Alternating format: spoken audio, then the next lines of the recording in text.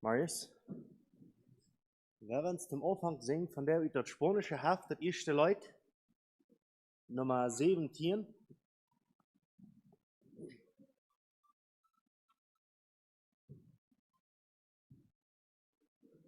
Das sagt, die Überschrift sagt, otra vez estamos unidos hoy en la casa del Señor. So, wir sind hier taub, am Gott zu loben und am sein Wort zu lauschen.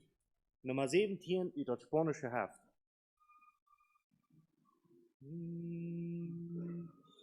Otra vez estamos unidos hoy en la casa del Señor, a cantar con gozo y dulce voz y hablar de su amor. A tu casa con grande gozo y paz hoy venimos, oh Jesús, alabándote por tu gran amor y andando en tu luz. Nos ha sido Dios nuestra protección, tú nos guías en la luz y queremos siempre vivir en ti juntamente con Jesús. A tu casa con grande gozo y paz hoy venimos, oh Jesús, alabándote por tu gran amor y andando en tu luz. Siervos tuyos, Dios, haznos siempre ser que sirvamos en amor y a cumplir la obra que tú nos des para ver tu resplandor. A tu casa con grande gozo y paz hoy venimos, oh Jesús, alabándote por tu gran amor y andando en tu luz. Oh Señor, oramos que tú nos des en el pecho siempre paz. Al orar a ti que podamos ver que tú nos bendecirás. A tu casa con grande gozo y paz hoy venimos, oh Jesús, alabándote por tu gran amor y andando en tu luz. Uit den lopende Bauung Nummer 28.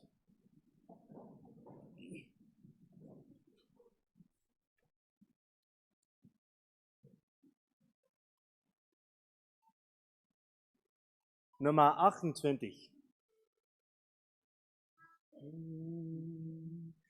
Ein neues Lied hab ich gelernt, des Heilands Lobgesang.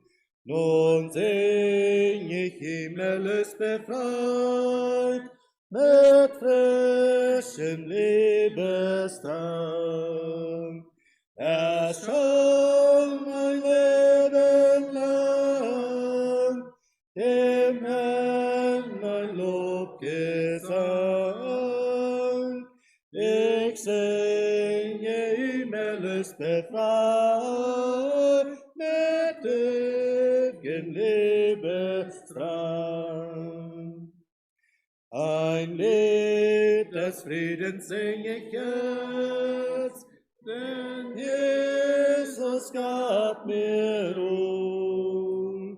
Den Sturm des Herzens stillte er und sprach bracht mir Frieden zu. Das schon mein Leben lang, dem Herrn mein Lob gesang. Ich singe ihm erlöst befreit, gegen Liebesdrang. Ich sing der neue Liederlied, wie wohl kein Lied ermisst. Wie hoch, wie lang, wie breit, wie tief die Liebe Jesu ist. Es schon mein Leben lang, dem Herrn mein Lob gesang. Ich singe ihm erlöst befreit, den Liebesdrang. Und eins sing ich das beste Lied, das je ein Mensch erdacht, bis die goldene Statue zieht, in Jesu Bild erwacht. Der schon mein Leben lang, dem Herrn mein Lob gesang.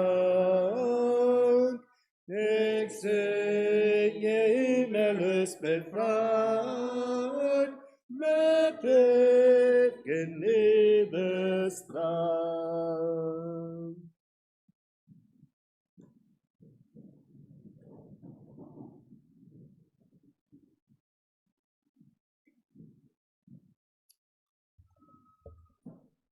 Good morning, liebe Versammlung, herzlich willkommen. Jeder einer war hier für diesen Sonntagsmorgens Gottesdienst. Du hast irgendeine Ursache hängen, dort du kriegst je best von dir und das ist steht. Und wenn das die Ursache ist, dass du was bekannter worden mit das Wort, du was weiten, was das Wort zu dir sein wird, dann glaube ich, was du nicht was sein. Wir wissen von dir sind nicht alle Menschen die gleichen, wenn das Wort zu eintreten wird. Das gibt von dir einfach Kirchen, das schwer erlaubt, direkt zu reden. Die werden lieber bloß haben, das soll ein bisschen so über und vorbei, aber das soll nicht an die Horten ankommen.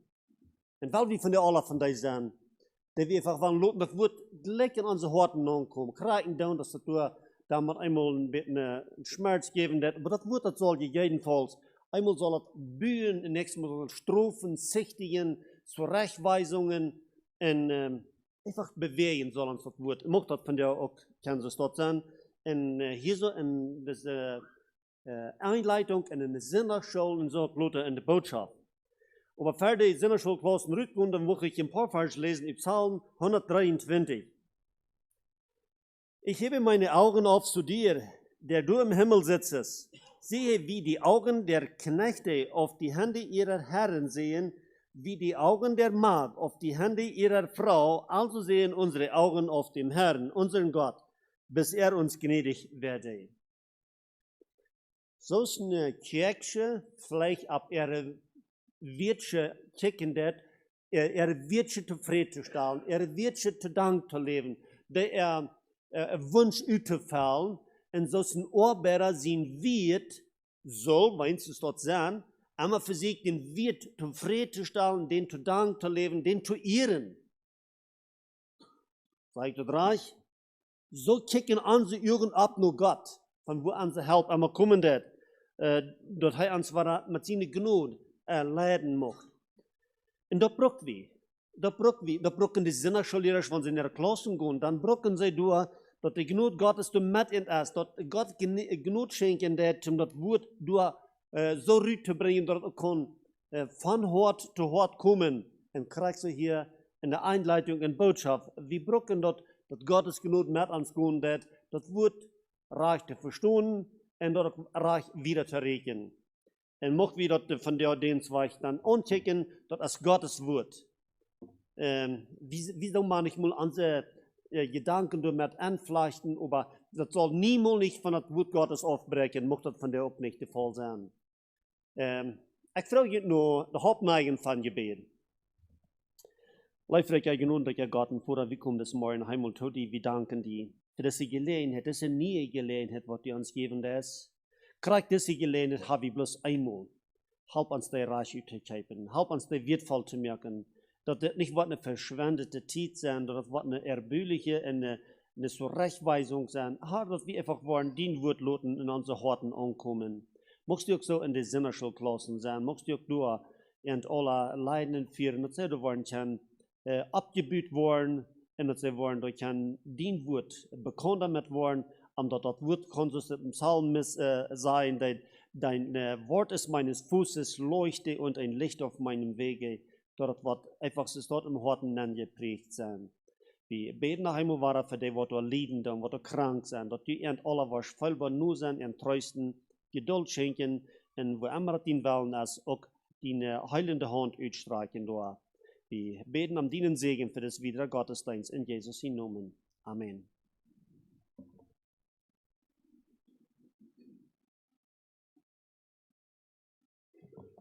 Nummer 23.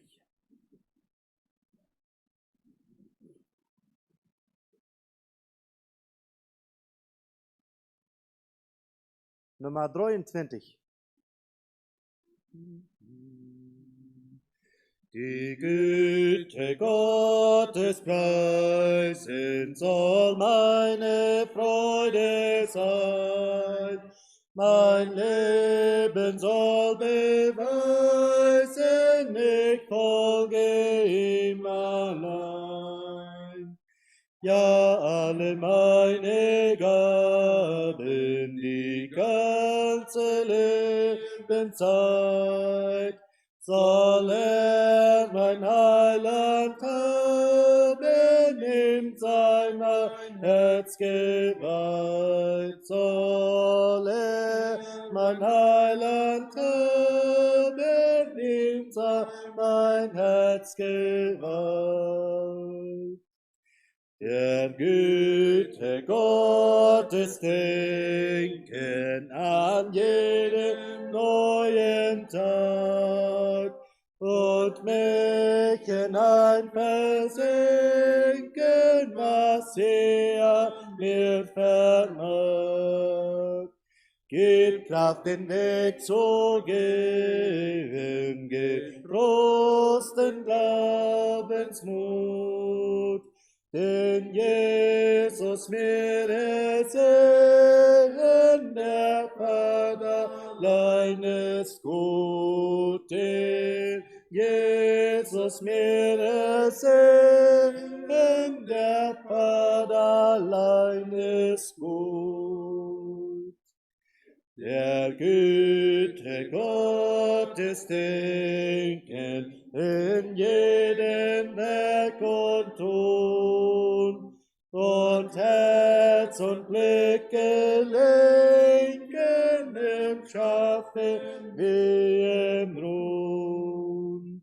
Aus allem Kampf in jedem zu Gottes Schatten auf. Das gibt der Seele Frieden, verklärt den Christenlauf. Das gibt der Seele Frieden, verklärt den Christenlauf.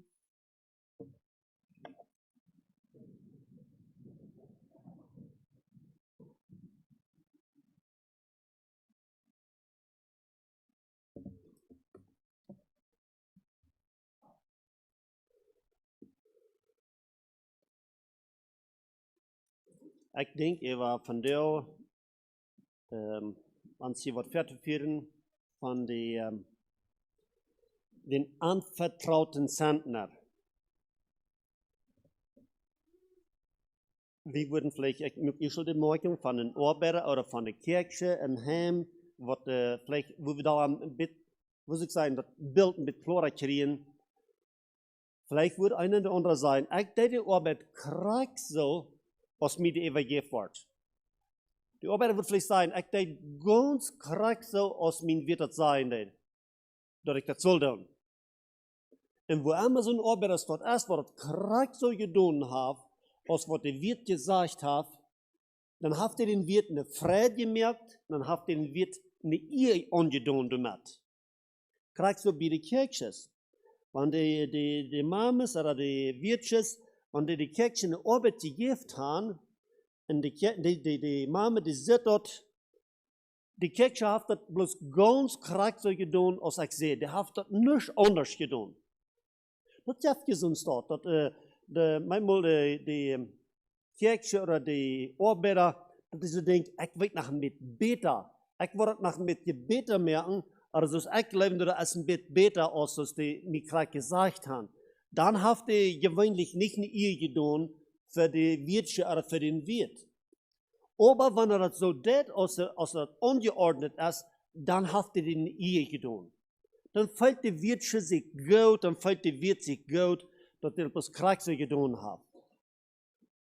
Mit dem Sinn, weil wir von dir uns an das Thema anlauten und den anvertrauten Zentner aus Matthäus 25, Vers 14, bis 30, wo wir einmal lesen sollen. Matthäus 25, 14. Gleich wie ein Mensch, der über Land zog, rief seine Knechte und tat ihnen seine Güter aus. Einen gab der 5 Zentner, dem anderen 2, dem dritten einen jedem nach seinem Vermögen und zog bald hinweg. Da ging der hin, der 5 Zentner empfangen hatte und handelte mit ihnen und gewann andere 5 Zentner. Desgleichen der 2 Zentner empfangen hatte, gewann auch 2 andere.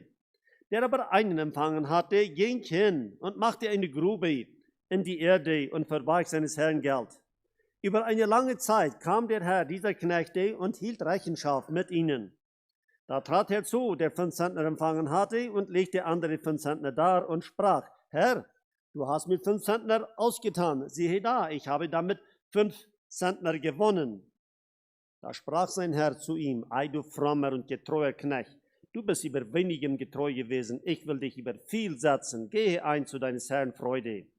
Da trat auch herzu, der 2 Zentner empfangen hatte und sprach, Herr, du hast mir 2 Zentner ausgetan, siehe da, ich habe mit ihnen 2 andere gewonnen.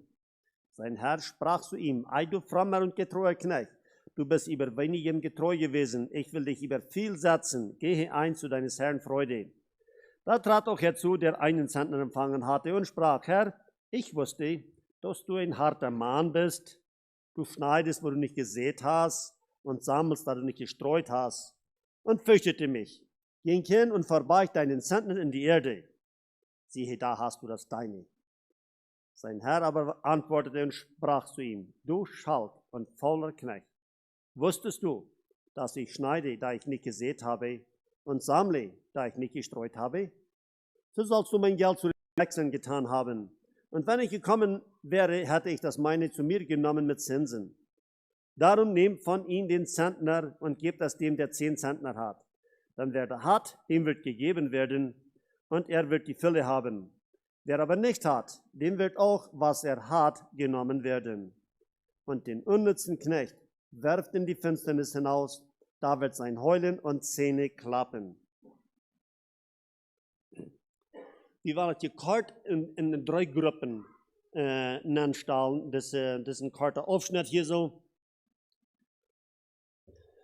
Ich sehe ihr schon, Menschen gleichen von der nicht, wenn das Wort direkt an einem Namen gepasst wird.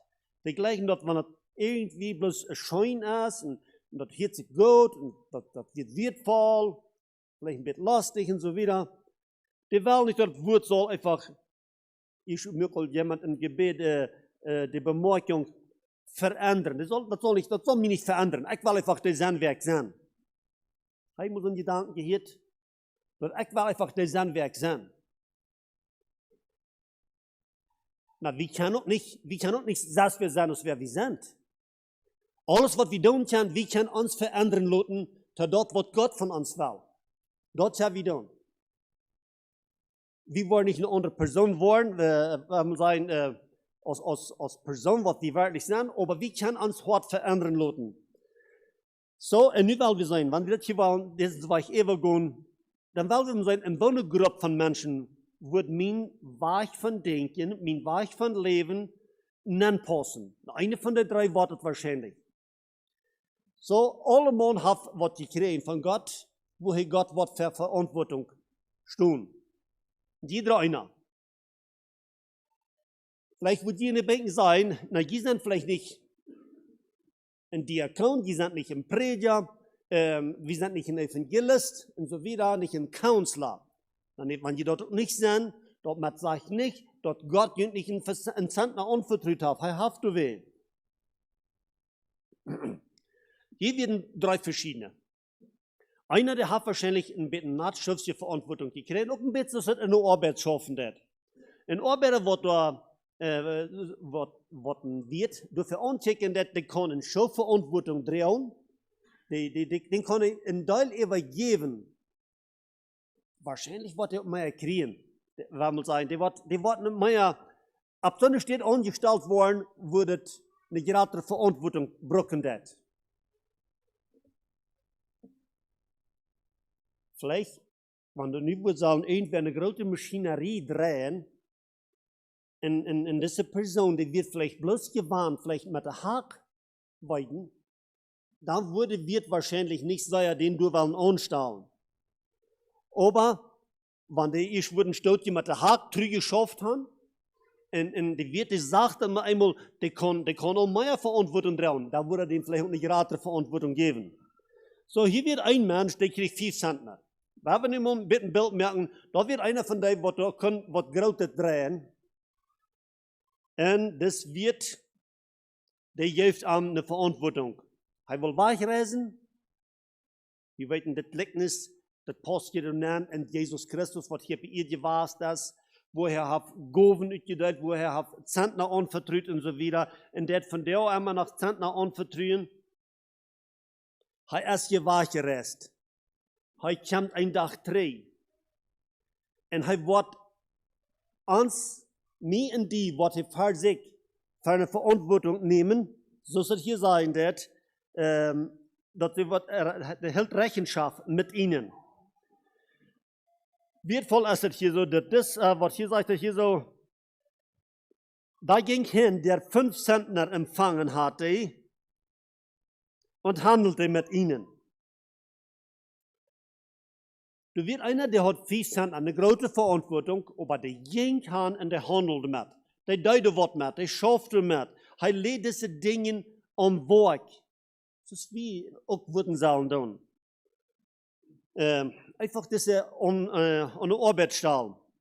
Und wenn es die wird dann nicht kommen, er lädt noch einmal 5 Zentner durch.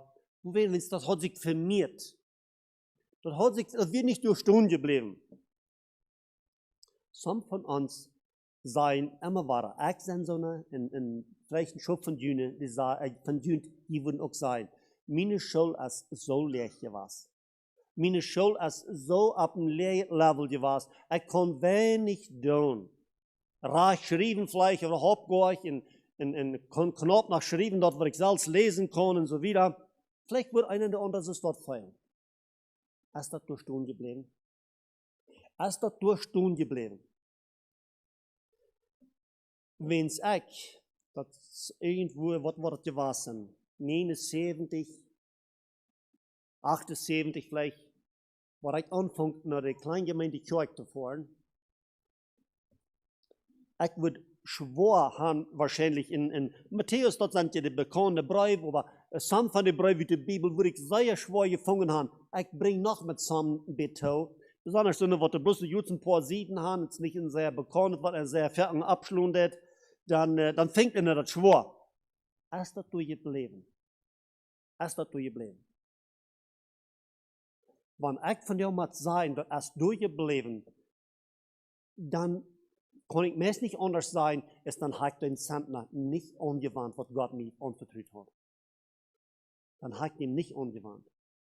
Und wenn jemand das nicht so dort geht, und die sagen, das ist noch ein bisschen aufgenommen. Hat noch ein bisschen aufgenommen von dann.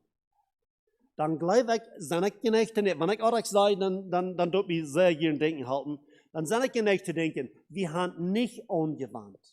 Wir haben nicht angewandt. Wohin? Dat heeft zich niet vermeerd. Dat heeft zich niet verbeterd. Ik kon goed met veel met mensen wat ik schwaar lezen kon.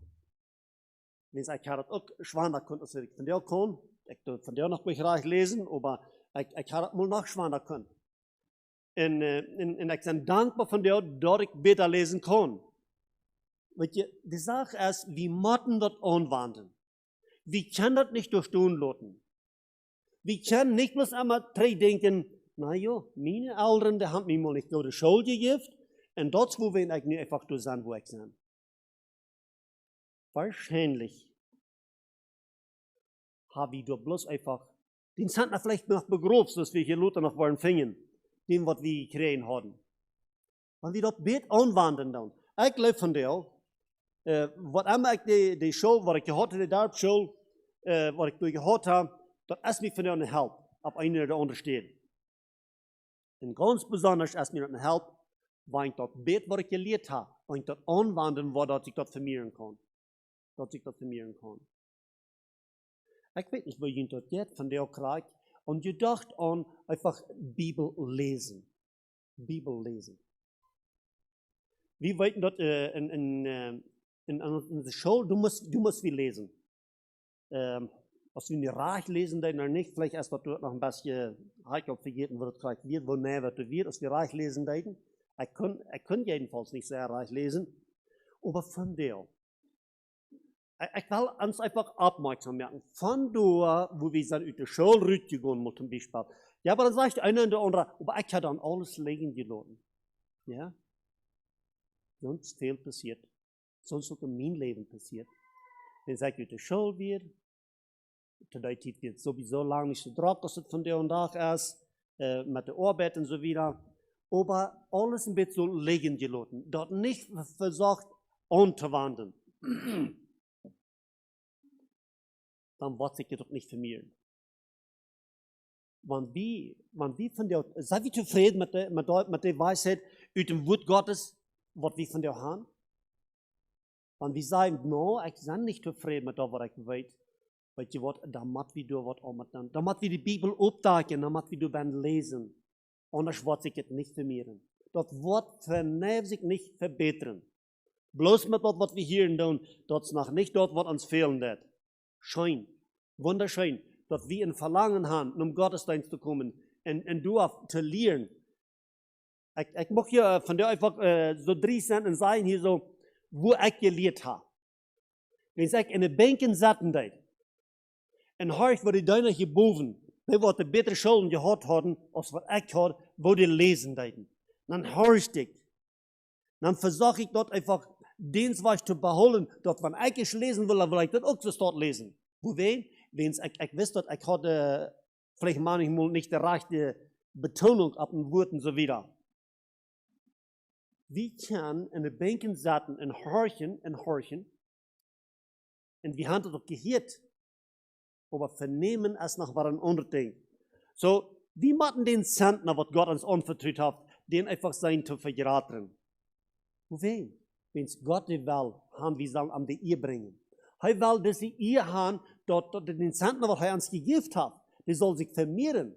So aus dem Wirt, ein Wirtsche von der Kirche erwarten, dass die wollen dort gedun haben. Täter des Wortes zusammen. So, das ist, was die 5 Zentner gekriegt haben, der gewandt 500. Hat sich 50% verdoppelt. 50%. 100. Ja, 100%. 100% verdoppelt hat er. Ja. Sehr wunderschön. Gut, die nächste. Da trat auch herzu, der 2 Zentner empfangen hatte. Hier soll einer, der hat weniger Verantwortung. Der braucht mal nicht ganz so eine schwierige, vielleicht nicht. Aber das braucht auch nicht so viel Goven, um das uitfallen. Der hat 2. Mit weniger ist halb so viel. Und was sagt er? Und sprach, Herr, du hast mir 2 Zentner ausgetan. Kijk mal, du hast mir hier für das angestellt. Und das hat sich vermehrt. Das hat sich verdoppelt. Er kriegt die seltsame Antwort. Er kriegt den seltsamen Segen, was das andere gekriegt, was das andere kriegt, was der 5 Zentner gekriegt hat. Welchen Unterschied? Das geht hier an die Treue. Weet je, wenn wir nichts tun mit dort, was Gott uns anvertraut hat, dann sind wir einfach antrü. Wir sind antrü.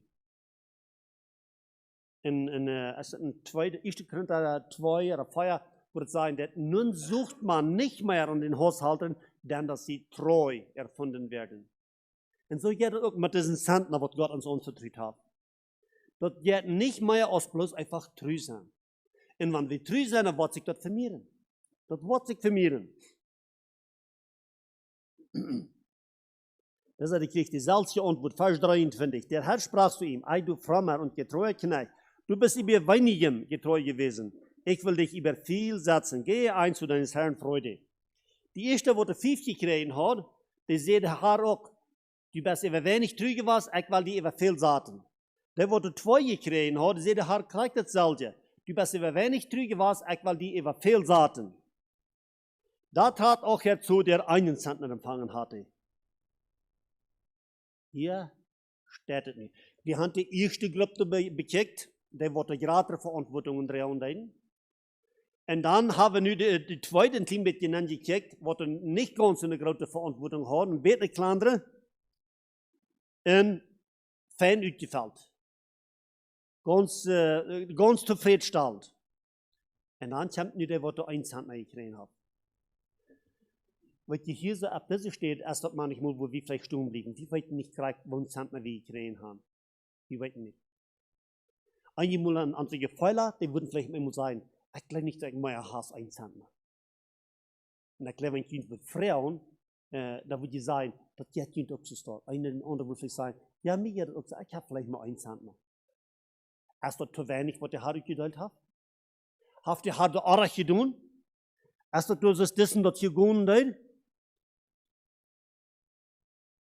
Der aber einen Zentner empfangen hatte und sprach, Herr, ich wusste, dass du ein harter Mann bist. Kijk wie mal einmal was das an. Ja, mein Wirt, mein Haar, das sind Haare. Die verlangt alles, was ich euch tun kann. Und was sagt ihr hier so? Du schneidest, wo du nicht gesät hast und sammelst, da du nicht gestreut hast. Ich hatte einfach Angst und fürchtete mich. Ging hin und verbarg deinen Zentner. Ich hatte bloß einfach Angst, dass ich würde das, was ich gekriegt habe, noch verlieren, dort einmal noch verspielen. Ich würde es einfach hängen und begraben dort. Das ist, wenn ich getragen briefen da, das ist ein Ding, was der Feind die Menschen anbildet. Du hast zu wenig. Du hast zu wenig, damit sich dort noch lohnt, dass du den Zentner nach irgendwo an der Arbeit stellen, was du gekriegt hast. Dort hat niemals der Held gegessen. Das, was der ein Zentner gekriegt hat, der hat die Salz gewirkt von hier, was der andere Bett hat. Der, was der 4 hat, der, was der 2 hat. Aber einfach an Untreue. Das geht hier nicht an, wo viel sie gekriegt haben, oder wo wenig sie gekriegt haben, als sie hatten können, diese gleichliche Wir hier. Das geht bloß einfach an die Treue. Die Treue, du geht das hier so an, wenn man da nicht uitfallen wird, für dem, was wir uns verantworten dann, dort ist, wo es ganz, ganz schlimm ist. Vers 26 sagt jetzt, sein Herr aber antwortete und sprach zu ihm, du Schalt und fauler Knecht. Das, was ich hier hören kriege. Der hat konnte die Antwort kriegen, was der andere, aber nicht kriegt er das ganz das Gegenteil. Einfach aus einem Schalt und fauler Knecht. Einfach, bis es einer, was da ganz antrüge war, ist in seiner Arbeit.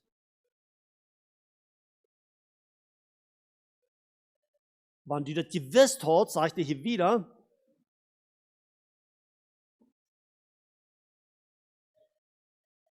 dass ich schneide, da ich nicht gesät habe und sammle, da ich nicht gestreut habe, so sollst du mein Geld zu den Wechseln getan haben.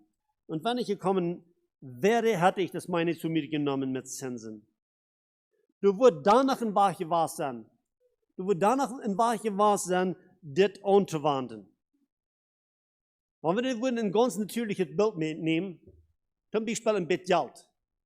Lass auf eine steht, hier in eine Kirche, da denken sie die jungen Brüder, unbefriedete Brüder, vielleicht so eine, ich weiß nicht, die werden, glaube ich, noch ziemlich jung, die deden sie ein bisschen Geld geben. En ik uit de kerk, deden sie das ein bisschen Geld geben. Und dann sollen die mit dort Geld schaffen, seien sich dort wird vermehren. Und andere wir, die wollen die dort, glaube ich, vorbereiten, für ihr Leben reich fertigstellen, dort sie würden sich selbst weiten, ihr Leben zu merken und so weiter. Und sie mussten mit dort schaffen. Ich weiß nicht, ich kann nicht zusammengehen, wie viel sie die geben, das wird nicht viel Geld, wenig Geld, dann haben sie sich ein bisschen was vereuert, was gekauft. Okay. Und nu, wat we nu zeggen, nu zijn er ook drie sterk van die. Einer die krijgt vielleicht 5000 Peso, der andere die krijgt 2. Und die dritte die krijgt vielleicht 1000 Peso. Vielleicht auch ein bisschen nur aus den gewonnenen Fähigkeiten haben. Okay, und nu wird er, was er 5000 Peso gekriegt hat, nu wird er hingehen und gehen sich im Bett, was für an, wird sich Leuten anloten, dann wird er sich was angehen, seine sich dort wird vermehren. Genau wie auch. Wenn sie trühen, abrechtig wird, Gott segen dort, und das hat sich vermehrt. Kriegt sie, der, was 2000 gekriegt hat.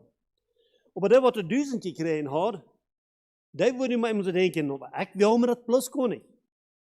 Ich will mir das nicht anzuwenden, weil das war anwenden, vielleicht billig dabei, ich war das bloß begraben.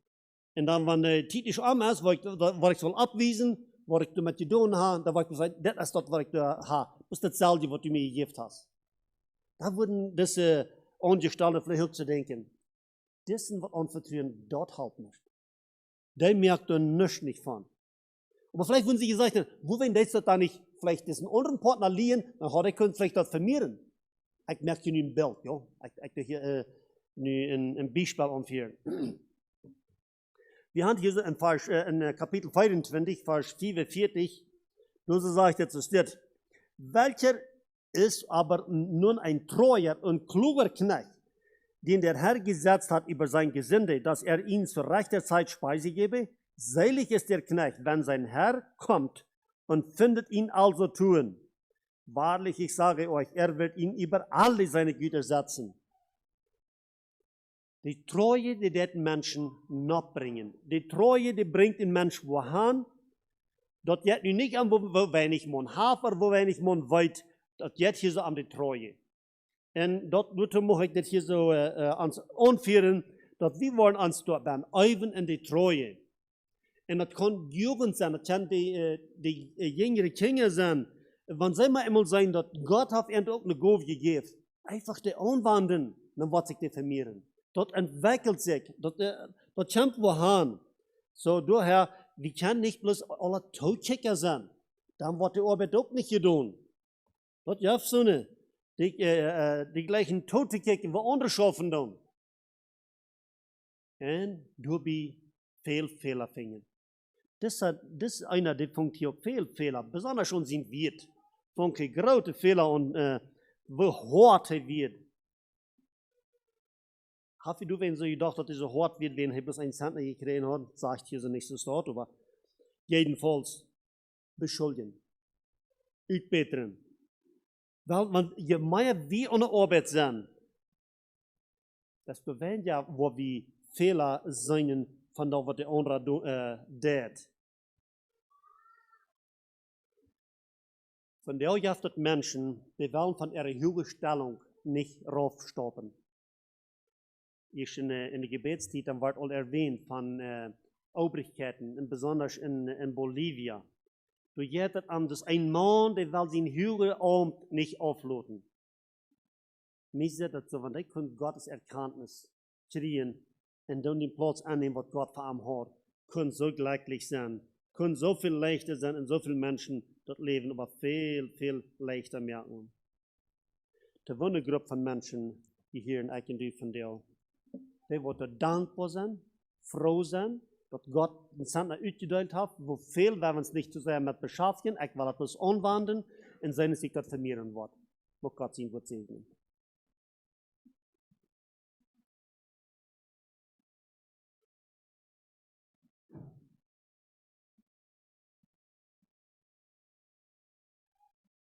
We zijn Nummer 53 in Glaubenslieder.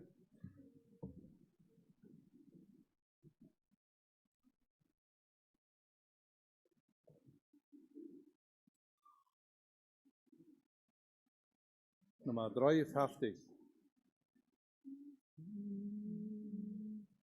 Mit viel Gaben, schöne Gaben, hat uns Gott der Herr beglückt. Mit vielen Fähigkeiten uns als Menschen hier geschmückt. Braucht die Gaben, dass sie frommen, bitte Gott um Licht und Kraft. Denn der Richter wird bald kommen, der dich zieht zur Rechenschaft. Braucht die Gaben Gott zum Preise und vergrabe nicht den Fund. Wirke nutze jede Stunde, mache Gottes Gnade kund. Braucht die Gaben, dass sie frommen, bitte Gott um Licht und Kraft. Denn der Richter wird bald kommen, der dich zieht zur Rechenschaft. Wirke stets zum Wohl der Menschen, fühle wie dich das entzückt. Wenn du ehrlich bestrebtest, dass der Nächste wird beglückt, braucht die Gabe, dass sie frommen, bitte Gott um Licht und Kraft. Denn der Richter wird bald kommen, der dich zieht zur Rechenschaft. Willst du treu dein Pfund gebrauchen, wartet deines Himmels an. Doch wenn du die Zeit verschätzest, wartet deine Ewigenqual. Braucht die Gaben, dass sie frommen, bitte Gott um Licht und Kraft. Denn der Richter wird bald kommen, der dich zieht zur Rechenschaft. Nummer 43.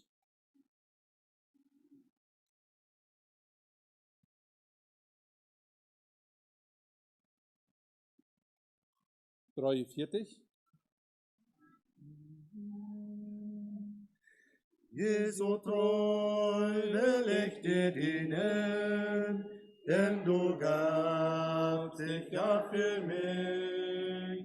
Immer treu für dich nur leben, denn du lebtest einst für mich.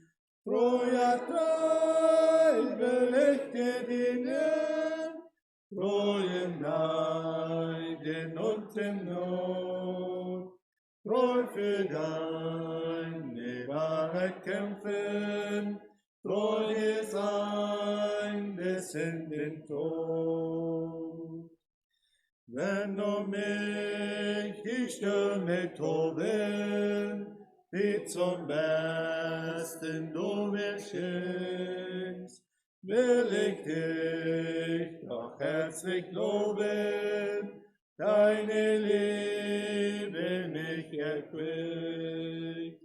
Treu, ja treu will ich dir dienen, treu im Leiden und in Not, treu für deine Wahrheit kämpfen, treu dir sein bis in den Tod. Sollt ich gleich wie die Märtyrer auch Gefängnis, Wort und Tod enden in dem Dienst der Liebe, habe ich doch dich zum Lohn. Treu, ja treu will ich dir dienen, treu im Leiden und in Not, treu für deine Wahrheit kämpfen, treu dir sein bis in den Tod. Jesu, dich will ich erhöhen, selbst nichts gelten und nichts sein. Deine Stimme will ich folgen, dir mein ganzes Leben rein. Treu will ich dir dienen, treu im Leiden und in Not, treu für deine Wahrheit kämpfen, treu dir sein bis in den Tod. Nummer 122.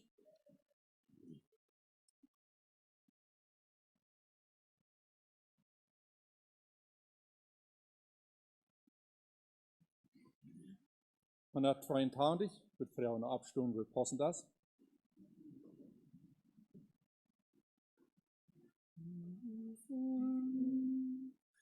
Welch ein treuer Freund ist Jesus, der da immer hilft so gern.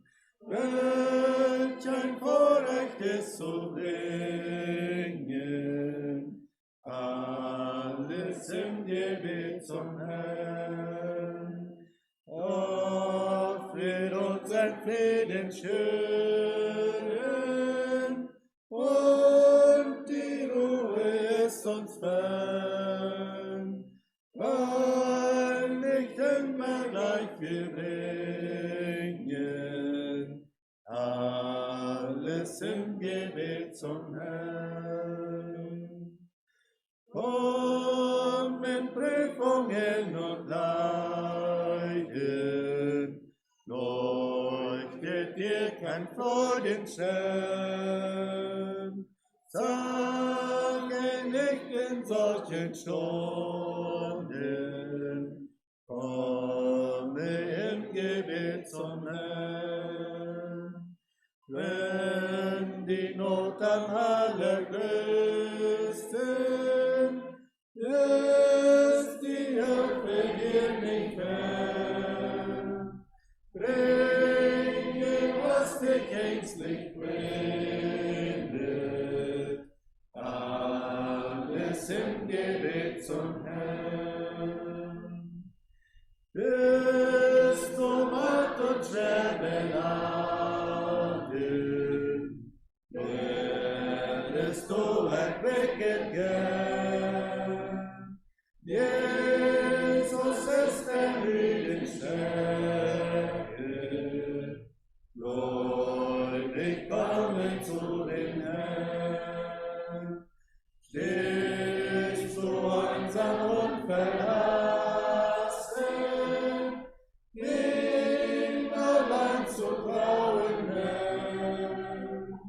Bringe frohen allen Namen, alles im Gebet zum Herrn. Very possible.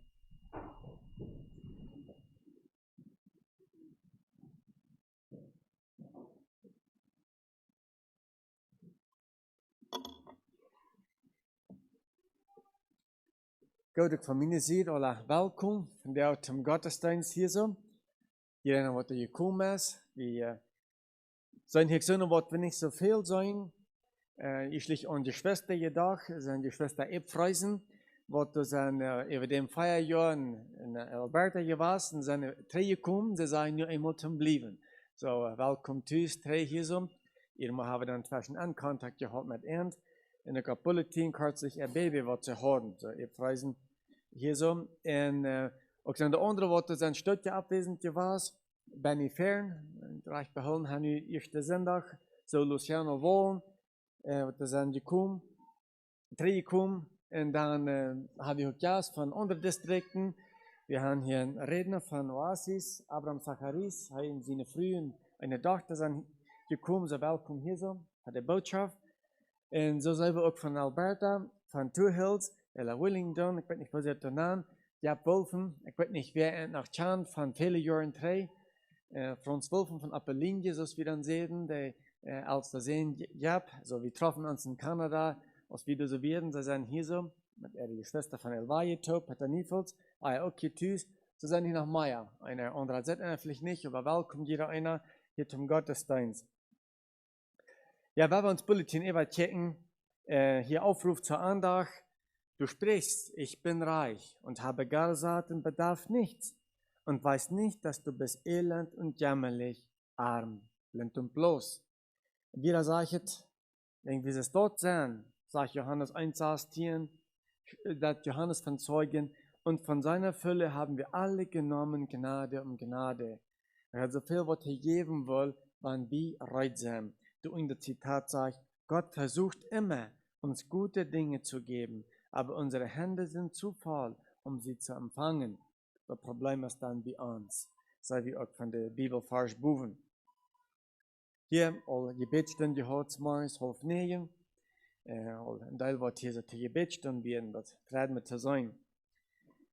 Das hier sein Botschaft aber Zacharis in Altenheim, das stimmt also nicht, die wird gestellt und dann wird auch zu Lutem dort ändern, ab ja und eigentlich könnt ihr nicht anders aus, was wirklich berät wird.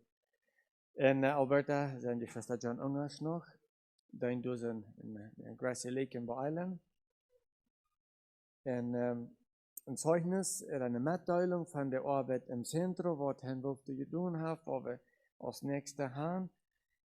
Und wird es einmal auch sein, dass der nächste Sonntagplan wir der Taufe haben von Brandon Darkson, dass wir uns dort so morgen tun. Und erstens hier so, dass von der Hof 3 numerische Jungstunden, oder war der eigentlich Luther. Zweitens, in dieser Weg sind dann auch die Morgenandachten beim Altenheim, dass wir uns dort morgen. Drittens, die Andachten bei der Schule sind die Brüder Peter Kroon und Jakob Niefeld von Scheindorp. So, Montag fängt bei der Schule an, morgen dort Kinder, Eltern. Medweg, links morgens, als nicht Verein. Die Änderung ist von der 6. Peter Darcher, Neuta, in Jeva sind Amanda, Ronnie Niefeltje und Utje, du Fersche. Saß, Glock 7 zuwestern und Medweg als Bibelstunde. Die Änderung ist von Bruder Jakob Taibib, 102,5. So, alla, Ayelut Duttau. Herzlich Ayelut, jeder einer. Wir haben diese welche Themen, was wir da durchgehen. In der letzten Medweg haben wir einen Kart nach dem Bereich von, der wird in Texas gewesen, und diese halten haben die Hisa Utrime Rennmerken. Und wie interessant von ihrer Mitteilung durch. 7. Freitag, 7 zu, als Gemeinde in Jugendkurs taub. So, das bedeutet Donnerstag als nicht Gemeindekur, da wird Freitag taub sein, weil ihr sagt, wann es tragt, was wir draschen, wenn es nicht regnet. So, vielleicht haben wir das mal auch beten, wenn nicht regnet, wenn wir draschen wollen. 8. Sinnung, 7 morgens, es war ein Manna-Gebetsstunde, morgen uns dort so. Für bitte, zijn meerdere boven dit mal, die zes daar knalts Panasche, ze erst de week even in Juarez war gewas, im Hospital, scheint nicht so sehr gut mit ihr, ze erst über 3 kombat Elvaje, und wat nu diese erste Deel treibt hier sein. So, je hebt die Gelegenheit, er zu besiegen. Wir waren dort morgen, ze erst all solchen Tiet nicht gesund gewas. Und haben Tasten gemerkt, aber die sind noch nicht büten, Würdigkeit mit ihr steht. En ook de 6. Johanniffeltje, kamp 100, als ook al längere tijd niet gezond was. En er hebben ze de goldruut genoemd, weer over gisteren wings al thuis. Dat was ze dus op morgen. En valt zo, kon vielleicht al, ze dit nu beter, maar dat nu al schijnt te beter langzaam. En ook Bruder Jakob Piep, steht, bedankt sich herzlich für die Unterstützung. War 2 Sonntag topgleich vereint. En wie goed hebt gekomen en ook voor das Gebet, so sehr bedanken wir für all die Unterstützung, aber wir auch wieder durch am Gebet, wenn wir noch mal geschafft das am Arm und halt meistens bis legen wird. Und auch Mosen das erwähnt, wir haben bald hebt gekommen, vereint wird dann die Daktarie unbelangt. Ich möchte auch einmal nur noch einen Dank geben an den Mannachor und den Anleiter Theodor Mariansen für die Anstrengung durch. En dat programma wordt dus een vele zondag van entwierd zo. En dank voor de aanstrengung door Gottes Segen. Gott, dass du so noch was du über sein hast. Okay, dann als nächste geben wir Herrn Wolf die Gelegenheit, Karten besser mitzuteilen von dem Zentrum. Dus de tijd wat hij geschafft heeft. So, dat is abkommen.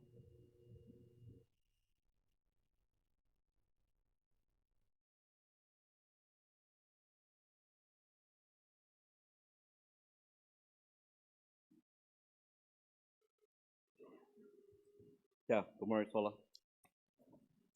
Kijk om Zentrumdag, dan, dan will ich gleich in Psalm 119, Vers 27, so sagt es, lass mich den Weg deiner Befehle verstehen, so will ich von deinen Wundern erzählen. Also eigentlich die Befehle, was Gott hat für uns. Ich glaube, das sind ein Teil Befehle, wo wir vielleicht boven even kijken. En kijk ook om Zentrumdag, je hebt ook een hele andere arbeiden. Maar kijk om Zentrumdag ook. Dat is toen een grote arbeid. Je hebt daar veel te doen. En je wat daar veel te doen. En voor vele lied wat er aankomt, kan we zijn, merkt een zeer grote onderscheid. En voor adelje wat je gewaar bent, als het al een laatste gelegenheid gewas, te leren en erleben van Wort Gottes anderen te looten. Adelje, die missachten dort, die achten dort nicht, sie gehen kalt auf Hand und kommen, das sieht eigentlich an. Das ist was gestern. Viele looten sich überhaupt nicht. Sicher, dass die Arbeit, was du getan hast, aber du hast immer wieder durch eine Hand gezielt, eine Hand geredet, eine Hand gelehrt, dass das nicht Zentrum, was du irgendwas gehört hast, sondern Gott. Gott ist der, wer unsere Arbeit ist. Ich denke dann auch an das, was Jesus sagt, in Matthäus 9, Vers 36, und da er das Volk sah, jammerte ihn dasselben, denn sie waren verschmachtet und zerstreut wie die Schafe, die keinen Hirten haben.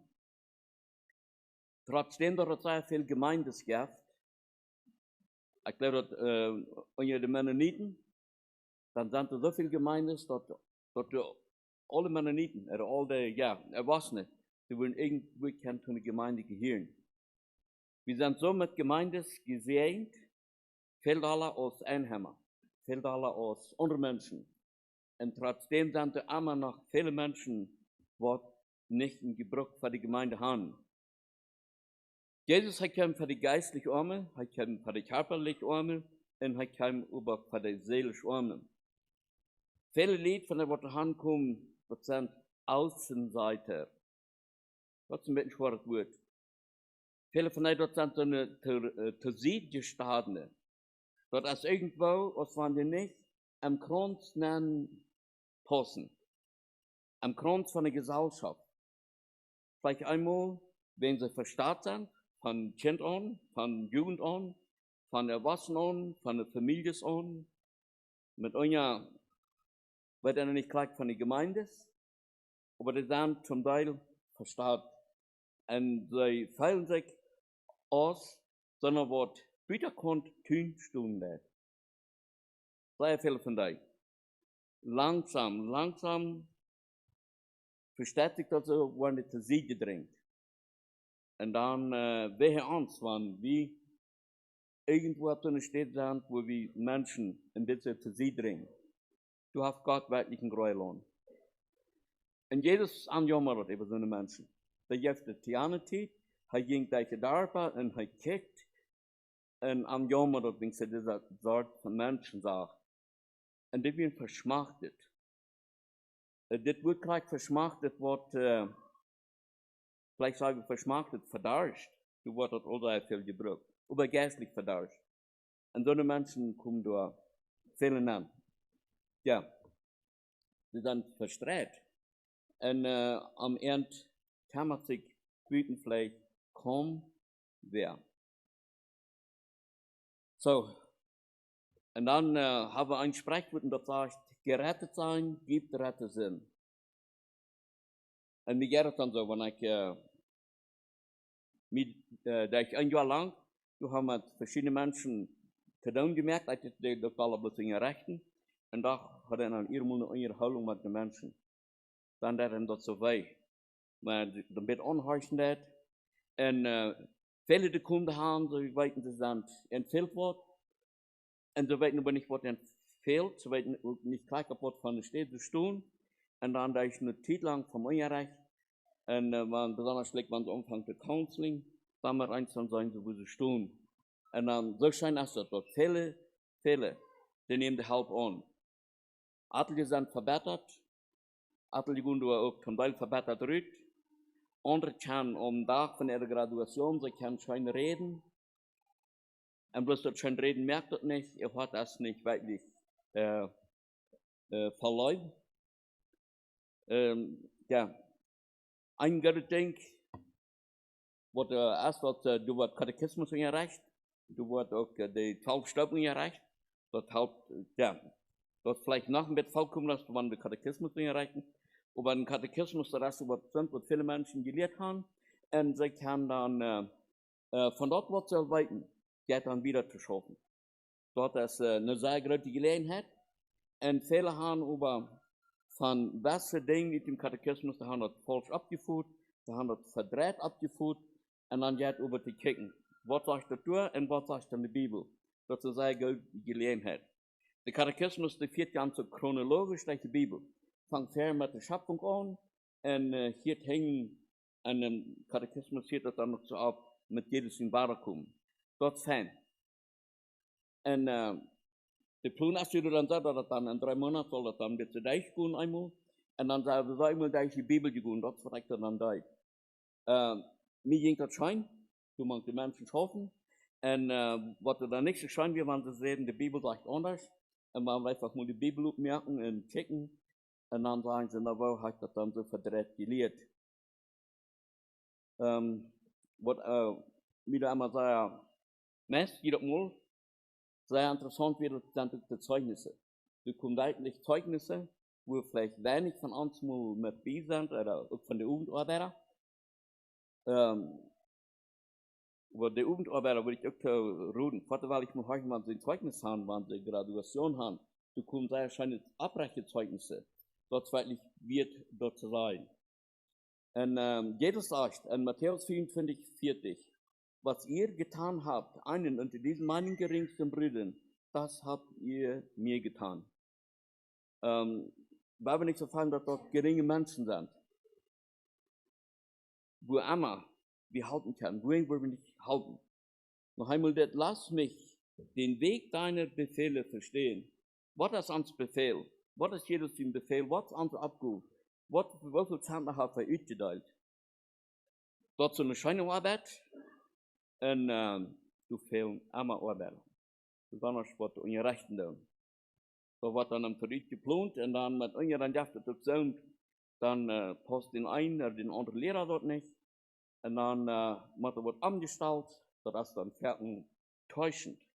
Für die Insassen ist das täuschend, wenn sie leben die kämpfte wäre, und dann kämpfte nicht, dann hast du Selbstwort. Und dort kämpft ihr muss so fair werden, du gleichzeitig knapp Arbeiter sind. So. Ich für mich sehr sagen, herzliche Dankeschön für die finanzielle Unterstützung, was wir und besonders Gebete. Besonders Gebete. Die Counselor, all die Arbeiter, die freuen sich so für Gebete. Und dann die Insassen. Aber ich denke, und die Arbeiter werden alle Tag schaffen. Eigentlich alle Tag schaffen die. Ich habe das mehrmals gemacht. Wenn die dann mit eins von eine Zeit lang wach sind, eine halbe Stunde oder so, dann sind die irgendwo für sich apart gewesen, und dann sind die am Gebet gewesen. Während sie vielleicht so ein Hinbein sind, du manche Menschen, dann haben sie durch Beschuld kriegen, ja, Beschuld wollen sie das ja, mit uns, und dann, sie wollen aber das alle rasten, dann gehen sie für sich apart am Gebet, und dann haben sie wieder Mut, und dann gehen sie wieder von der Arbeit. Ich will sagen, für Zentrum kann ich nicht so viel beten. Mach Gott den Segen. Dankeschön.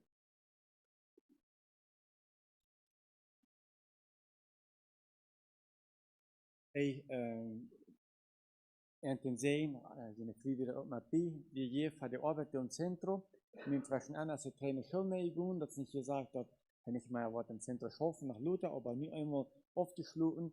Wir möchten bis einmal, im Namen von der Gemeinde, die, Dank geben für die Arbeit und Gottes Segen.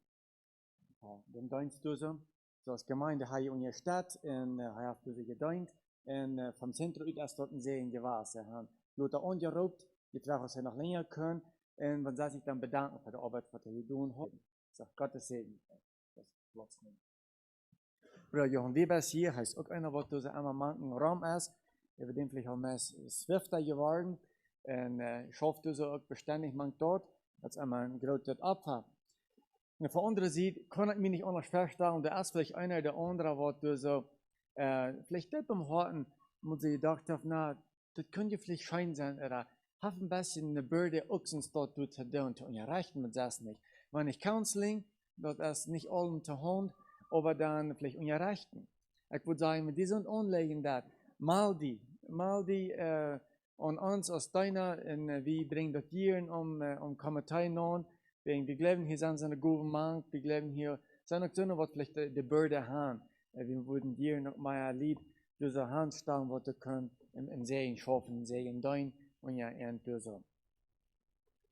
Gut, wir werden noch wieder Luther, vielleicht nächste Sonntag, eine Mitteilung haben von Bruder Harry, hat einen Friedensort mit Gesang mitgehalten. Sie sind von der all 3 Tüs, das wir berät haben, Oktober da, November werden sie 3, so sie sind hier so von der all. Und Luther wird dann noch Gelegenheit haben, ein Kartenbässchen davon mitzuteilen, von der Arbeit, das im Singen ungerecht, was er so gemerkt hat, die Regenten ungerecht. Gut, wir waren dann übergehen für die Botschaft von Bruder Ubrom, so die Zeit, Gottes Segen.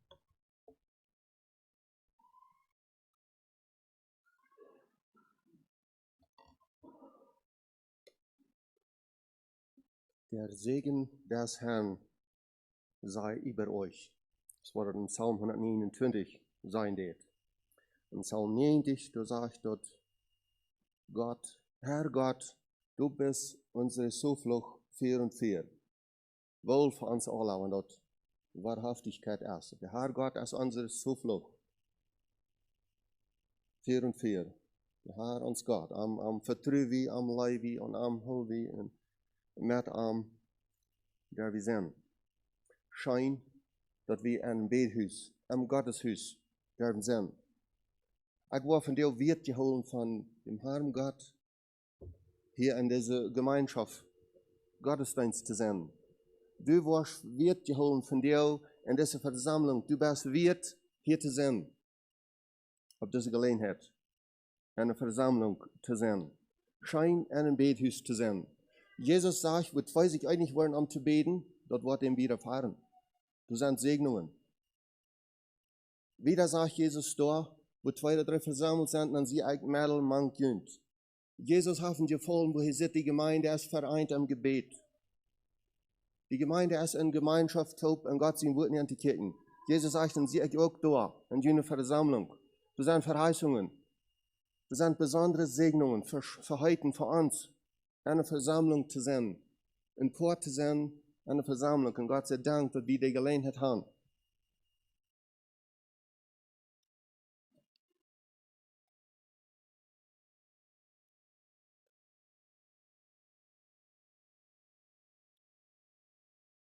Ein klein bisschen mit euch Werk, ein klein bisschen Trickblatt zu merken. Wenn wir gestern, wo ihr reist sind, haben wir vielleicht gemerkt, wo wir in Grafhafen, dann sind wir nie Blumen abgestellt, wir sind das Land für den Totentag, am 2. November. Und was hat uns das ausfehlt, als Abgärtische, das ist nicht ein rechter Glauben. Aber wenn wir das sein tun, was merkt uns das aus? Was geht durch unsere Gedanken, wenn wir das sein tun? Levi merkt, gehen wir am Gedanken auch ein klein bisschen mehr am Grafhafen nach, und dann sind wir da am Grafhafen. Du hast den Grabstein als ein Geburtsdatum abgeschrieben, dann hast du ein Kartenstreck, und dann hast du ein Datum, wo der gestorben ist. Und dann sagen wir, das Kartenstreck, Dat is hoe deze mens geleefd heeft. Zijn het 20 jaar, zijn het 20 jaar, zijn het 90 jaar. Die korte streek is hoe deze mens geleefd heeft. In mijn dien geboortedatum is al vorig, in de streek is ook al een enkje, bis ons datum, wie sterven is nog niet. En dat is wat zijn, dan is ons ook vorig. Deze korte streek merkt een onderscheid voor eeuwigheid. En ik moet doen aan laat is meest toe het groot wat God ons aanvertrouwen heeft. En dit is een korte streek. Hier wil we entscheiden voor onze eeuwigheid.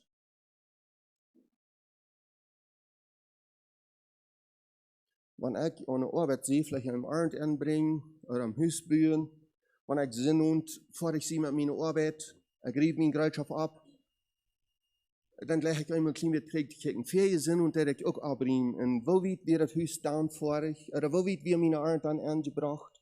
En een klein beetje terug kijken, wat heb ik beschakt aan de werk? Wat heb ik met mijn arbeid beschakt aan de werk? Mir is dat een zegen. Een klein beetje kijken, wat heb ik geschaft? En wat zijn mijn plannen voor het nächste werk? Wat wil ik schaffen? Ik weet niet of de schoolleraar dat ook zo gaat, dat hij kijkt, wo weet ik beschakt laatste werk? Wo weet wie ik vorige vrijdag, wo weet zie ik deze vrijdag? Zullen we Christen im geistlichen Leben nicht auch so staat? Een klein beetje terugkijken, vorige zondag, wat hoort we van Gottesdienst? Wat voor een Säulenspeise kwam da in de boodschap? In de Gebetsgemeinschaft? Wat voor een Säulenspeise wir du, en wat ist derche Werk geworden? Dit een Kartenstreek ist ein klein beetje länger geworden in mijn leven van vorige zondag, wat van jou. En wat heb ik gemerkt daarvan? Wat heb ik dort verweerd, wat ik gehoord heb im Gottesdienst? Dat wat mij te herzen gegaan is, wat heb ik gemerkt daarvan? Wo zie ik wieder gekomen en wat is mijn plan voor hier wieder? Wo zie ik nu alweer met frisch appetit door een frisse boodschap? Wat heb ik dort uitgeveld wat ik een week terug gehad heb? De streek tussen deze Sohlen is een beetje wieder. Voor ons is nog bloß die eerste Sohl vorig en de streek is een klein beetje länger geworden. En wat heb ik gemerkt daarvan? Wat is mijn plan? Dem nach ganz uit te vellen. Das Thema für die Botschaft, die Überschrift habe ich angeschrieben, unsere Persönlichkeit. So wie wir hier alle taub, unsere Persönlichkeit wird bekennen. Auch unsere Persönlichkeit mit dort, wo wir alle taub haben. Die Gemeinschaft hier in der Kirche, das ist dort, wo wir alle taub haben. Alle taub, und dann darf das diese Versammlung, was hier von dir geben wird. Ich persönlich sehe ein Port, und du persönlich bist ein Port zu der Versammlung. Und denkst du, dass das nicht viel üt, wenn du utbleibst? Vielleicht das auch nicht, aber wenn wir alle so denken, dann ist hier keiner, dann ist keine Versammlung. Merken wir unsere Persönlichkeit? Merken wir unsere Persönlichkeit, wenn wir hier alle taub singen, das ist dort, wo wir alle taub in Gemeinschaft haben? Wenn ich auch nicht mitsinge, oder wenn ich Fehler merke am Singen, wo der das ut? Der wird alle taub singen, der singen all. Aber wenn wir alle so denken, mein Persönlichkeit, der nicht viel ut, wenn wir das alle proben würden, dann ist hier kein Gesang. Meine Persönlichkeit merkt einen Unterschied. Meine Persönlichkeit merkt dort, was wir alle taub haben. Jesus sagt, ihr seid das Licht von der Welt. In der Stadt, was ohne Boy liegt, kann nicht verstärken sein. Jesus sagt, der Boy ist klar zu sein. Wenn wir denken an eine Stadt, an eine Boy, dann sagen wir dort, all die Lichter taub, dort ist durch die Stadt. Von weit auf kann die Stadt sein. Und wenn ein Licht nicht dachen wird, wo der das ut? Der nicht wird ut. Aber wenn alle Lichter so denken, dann der nicht ut, und die dachen alle nicht, dann ist kein Licht in der Stadt. Jeder Licht persönlich merkt dort Licht in der Stadt. Und Jesus sagt, wir Christen sind die Stadt.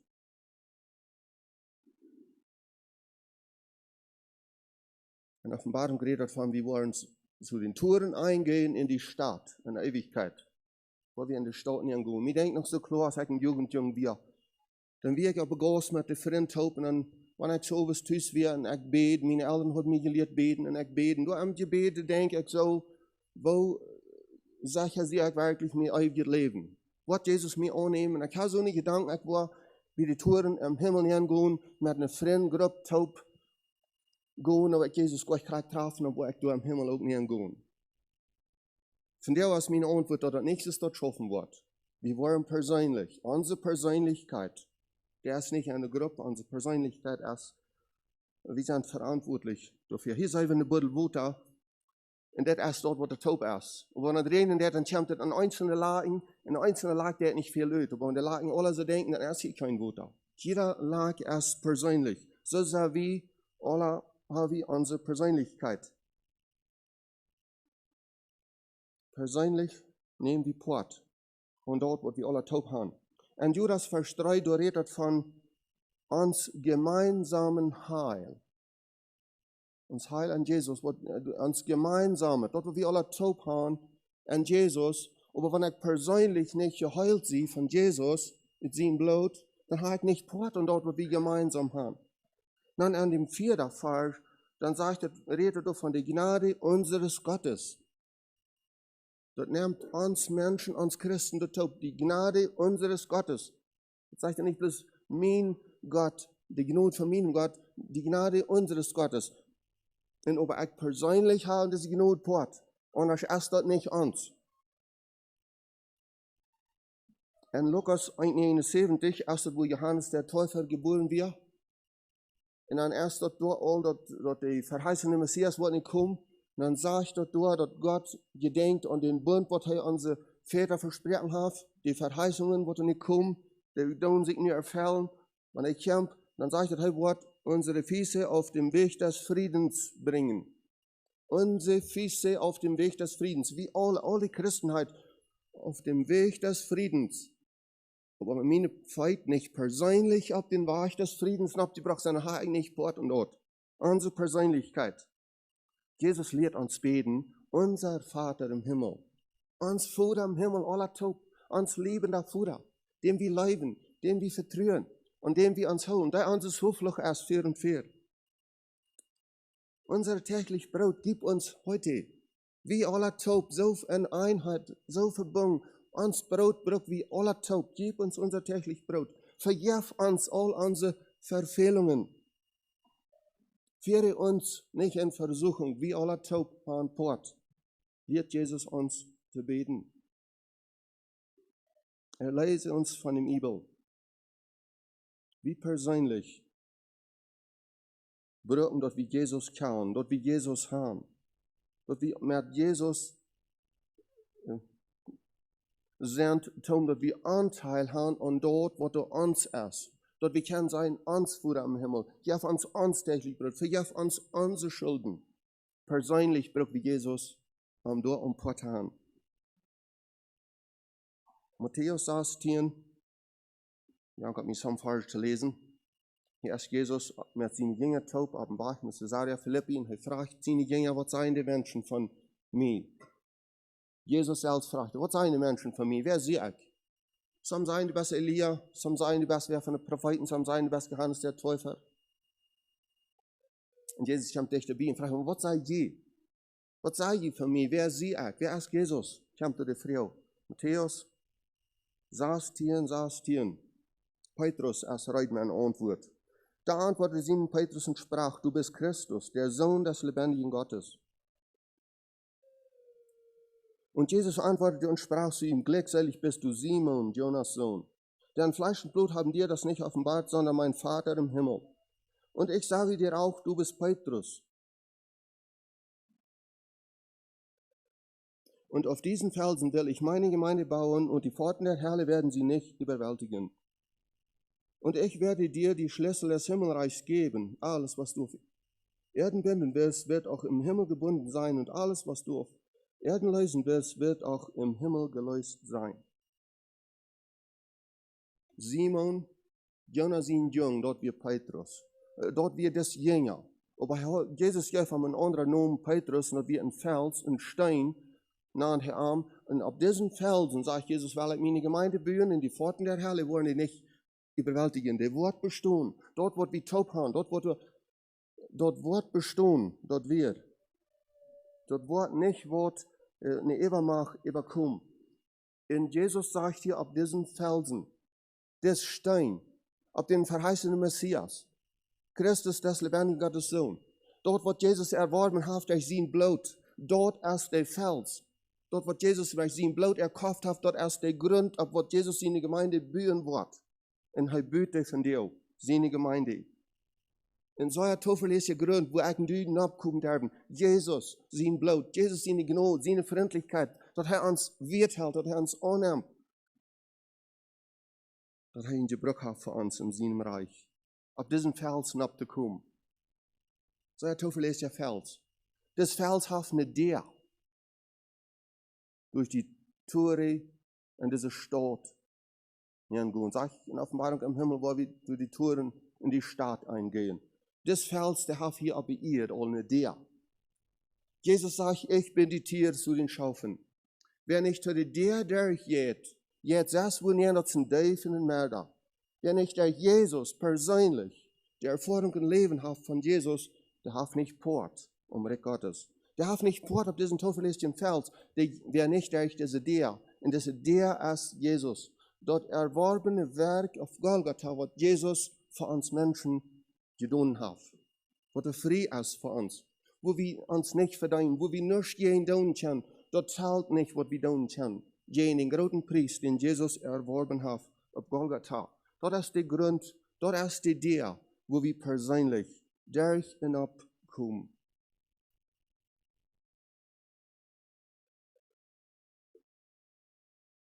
Diese Deur, hier der Jesus Tierhüter anstellen. Hij selbst ist die Deur, hij selbst ist der Grund, und hij stellt hier Tierhüter an. Was anvertraut wird, diese Tierhüter. Persönlich. Wo hat Gott die aus dem Tierhüter angestellt? Sei wie dort hier sein Tierhüter wie diese Deur. Hast du die Gelegenheit, die kleinen Kinder nur diese Deur zu wiesen? Wenn du hast einen Schlädel für diese Deur, den ist die anvertraut. Hast du die kleinen Kinder nur diese Deur wiesen in den versegneten Schlädel klar zu merken? Kick mal, wo diesen Schlädel zu brücken. Wenn er kann meine Kinder nicht mitnehmen. Kann meinen Ehepartner nicht mitnehmen. Er kann meine Gemeinde nicht mitnehmen. Aber er kann Schlädel für diese Deur, die ist mir anvertraut. Meine Schulkameraden sind mir anvertraut. Wo bist du anvertraut? Diese Deur hat Tierhüter, die sind von Jesus angestellt. Die Lehre der Gemeinde, die Leitung der Gemeinde, der hat von Himmelreich Schlüssel. Die Leitung der Gemeinde, was sei wie uns. Die ist ein Schlädel anvertraut.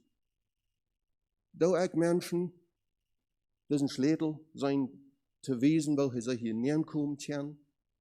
Uns ist dem anvertraut, was merken wir hiervon? Wo weit ist das ob? Kommt der Unreinheit näher? Ein Schlädel ist uns anvertraut. Das Leitung der Gemeinde ist ein großer Segen, das ist eine große Kraft dahinter, wo die Leiterschaft in Einheit, wie diese Deur, aus dem Tierhüter, unsere Abgaben utfällen, die uns anvertraut sind. Markus 13, haben wir doch an Blädern.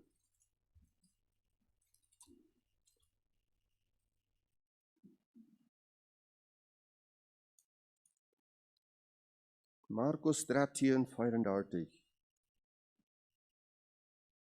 Jesus redet hier durch ein Gleichnis von der Reich Gottes, von diesem Fels und von dieser Deur.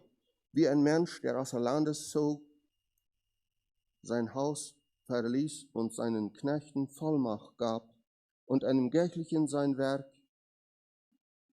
und dem Tierhüter gebot, dass er wache. So wird hier wieder der, als wer euch stellt. Die Gemeinde stellte wem an, die Gemeindeleitung, die biblische Lehre. Ist das Tierhüter? Was sei ja häufig nur die biblische Lehre? Wo merkt mir das was die Bibel lehrt? Das ist die Tierhüter. Mag wird hier Tierhüter gebot, dass er wache. Den Tierhüter ist ein Schlädel gegeben für diese Deur. Und wir sind wie verantwortlich. Meine Kinder, wer ist all an Rami? Wo kriege ich Gelegenheiten, wem seinen Schlädel, wem bekannt zu merken mit diesem Schlädel? Komm du zu dir, du hast, komm und brück diesen Schlädel. Merken die Brück von dort. Und warte all an ihren Champ. Unsere Verantwortung. Durch die Lehre der Gemeinde wird biblisch sein. Johannes 10, die 3. Vers, wo Jesus sagt, dass heute die Deur ist, dann sagst du am 3. Vers, wer euch die Deur nähern geht, dem tut der Tierhüter auf und die Schafe hören seine Stimme. Und er ruft seine Schafe mit Namen und führt sie hinaus. Der hoort wat de dier is, wat de vels is. Hier nannte sich als een dier oder als een hoort wat ons verzorgen deed. Een tierhieter. Gott kümmert sich, dass die Tierhieter sind. Dass wir nicht an Anweitenheit bleiben dürfen. Was ist alles das Tierhieter? Die Natur, können wir unsere Natur betrachten und wir sind die Tierhieter. Der weist uns, wo diese Dia. Wir mal in Kamera uit Moerenland vor Jerusalem im Tempel anbeten. Und auf dem Träg war ich, dann der die Schrift lesen. Wir können uns ein bisschen so denken, dass ich kämpfe ohne dir noch, ich kämpfe dich über ohne dir, aber er weiß sich nicht, krieg den Schlädel zu brechen. Er weiß nicht, krieg bekannt mit dieser dir. Wo du nicht zu kommen. Er kämpft über den Tierhieter, du hast auf einmal einen Fußgänger, der weiß, ob er mit kann. Und er nimmt diesen mit, das Fußgänger, der fragt, verstehst du, was du lesen, der ist das Philipp, das Kamera, der du Jesaja 53 lesen. Jesus, was zu einer Schlachtbank geführt wird. Mag wir hier ein Tierhieter, Philippus, was wo han geschickt, du mal da die Tierhieten. Werk du ne dir, kick mal, du will wer nähern. Philippus kann du mit den Kamera auf dem Wachen, er wies dem, du kick mal den Schlädel, kannst du brücken. Das Kamera dort sitzt, er kriegt hier die Dia ab. Er kämpft auf diesen Felsen ab und er fragt Philippus, kick mal, du hast Wutter, wohin will ich mich nicht taufen lassen? Philippus, der hat wieder am Dia aufmerken und er tauft am Dorf. Philippus fällt seine Arbeit aus aus dem Tierhieter.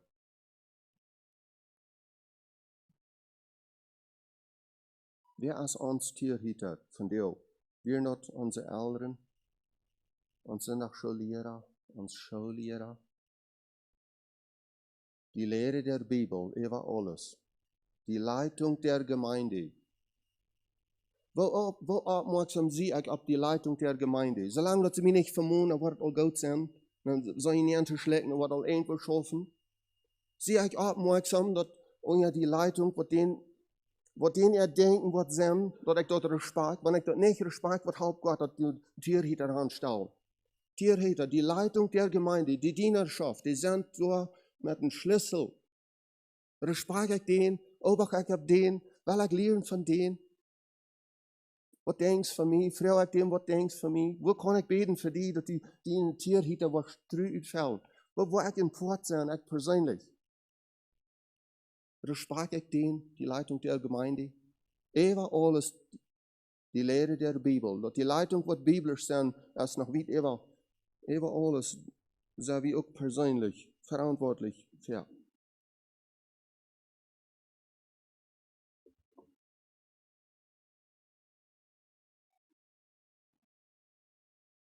Diese Tierhieter, eine Einheit, eine Vollkommenheit in Jesus, was die Bibel uns lehrt. Du hast eine große Kraft dahinter. Große Tausei sind du dahinter. Aber wo unsere Einheit ist, ich persönlich sie verantwortlich dafür. Und du persönlich bist verantwortlich, wo immer du bist, in der Einheit mit Jesus. Ein Tierhieter zu sein, was uns unvertraut ist. Das ist ein Vers, was wir lesen in Markus 13, 34. Jesus, der dort uns anvertrauen, zu wachen wie die Dia. Ein Tierhieter zu sein. Für meine Familie, all die, was in meiner Umgebung sind, mit den Freunden, die ich zurückkomme, die Freunde, die ich traf, meine Arbeiter, die Indiens, die ich traf. Wenn ich eine Gelegenheit habe, ein Tierhieter zu sein, dann habe ich ihm nicht untergruben, den Schlädel. Und die braucht mir davon. Persönlich, so wie verantwortlich für den Weinberg, für die Stadt, wo er an den Bäudachen steht. Römer, das 5. Kapitel, wir haben some Vers zu lesen, und wo wir unsere Persönlichkeit machen. Römer 5, 12 und 13. Deshalb, wie durch eines Menschen die Sünde in die Welt gekommen ist und der Tod durch die Sünde und so der Tod zu allen Menschen durchgedrungen ist, weil sie alle gesündigt haben. Denn die Sünde war wohl in der Welt bis zum Gesetz, aber wo kein Gesetz ist, da wird Sünde nicht zugerechnet. Die Sünde wird nicht zugerechnet. Kinder an diesen sündlichen Zustand geboren, wird nicht zugerechnet. Jesus sein Blut ist für die Kinder da. Aber an der Anwursten daunen, die kommen und ihm gesagt, die waren an, die älteren Lehren, die wiesen, die kicken mal diesen Schlätel, du warst verantwortlich. Dann haben wir das hier gemacht. Die Sünde wurde durch eines Menschen von Adam und Eva kommen, aber wo persönlich machen wir das hier? Weil sie alle gesündigt haben, da ist keiner übrig ganz persönlich, in jeder einer hat gesündigt, und er ist für Gott verantwortlich für das. Weil sie alle gesündigt haben. Wenn unsere Eltern unglücklich wären, ist kein Excuse, dass ich unglücklich sie. Ich sie persönlich. Was unsere Vorfahren gewesen sind, wir sind von dir persönlich. Was Adam und Eva gesündigt haben, ich und du waren nicht verloren gehen wegen denen. Wer verloren geht, geht wegen seiner Persönlichkeit verloren. Die persönlichen Gelegenheiten, die persönlichen Entscheidungen, die persönlichen Vernachlässigungen werden Folgen mit sich bringen. Und dort ist am Wort geht, weil sie alle gesündigt haben. Alle persönlich. Von 17 bis 20. Denn wenn um des einen Übertretung willen der Tod geherrscht hat durch den einen, so werden vielmehr die, welche die Fülle der Gnade und der Gabe der Gerechtigkeit empfangen, herrschen im Leben durch den einen Jesus Christus. Wie nun durch die Übertretung des einen die Verdammnis über alle Menschen gekommen ist, so ist auch durch die Gerechtigkeit des einen die Rechtfertigung des Lebens über alle Menschen gekommen. Denn gleich wie durch den Ungehorsam der einen Menschen die vielen zu Sünder geworden sind, so werden auch durch den Gehorsam des einen die vielen zu Gerechten. Das Gesetz aber ist daneben hineingekommen, auf dass die Übertretung mächtiger würde, wo aber die Sünde mächtig geworden ist, da ist doch die Gnade viel mächtiger geworden. So ist die Sünde durch Adam und Eva gekommen ist, aber die uns persönlich alle angegriffen haben, in keiner übrig ist, so sagt er, so persönlich ist mir auch dort Leben der Jesus geworden. Dort Werk auf Golgatha, was Jesus erworben hat, da ist Leben gekommen. Und all die das annehmen, der Jesus ihn gehorsam, hat Jesus nicht anzubeiden. Als Jesus nur seine Auferstehung über die Jünger kämpft, sagt, Friede sei mit euch. Dort sage ich mir so viel, Jesus kämpft und wird so näher an andere Gedanken, glaube ich habe verspielt, geht aufzufahren. Ich habe was sehr recht anzubeiden. Friede sei mit euch. Die Gegenwart Gottes, Gott braucht wie Neujahr aus die Gegenwart Gottes in unser Leben, die Gegenwart Gottes zu haben. Die Sünde ist, was er trennt von dort. Und Jesus hat das anzubeiden. Und an Jesus ist das von dir. Jesus hat Leben, persönlich. Wenn wir ewiges Leben haben für den Himmel, das haben wir nicht von unseren Eltern, das haben wir nicht von der Kirche, das haben jeder einer persönlich von Jesus empfangen, los wie hier. Im 17. Vers haben wir das gemacht. Gerechtigkeit empfangen. Jeder einer hat Leben von Jesus, ganz persönlich. Das habe ich nicht aus Gruppe der Kirche. Das habe ich nicht aus Gruppe, wie es die anderen Christen sind, darin habe ich noch nicht. Eine Tosei. Wenn ich die Tosei habe im Himmel nicht zu gehen, habe ich persönlich von Jesus erfahren. Ich habe das dann persönlich erfahren, ich habe Sinnenvergebung. Ich habe Leben gekriegt. Von meinen Eltern habe ich das nicht und nicht von der Kirche. Von Jesus persönlich. Leben, Vergebung empfangen.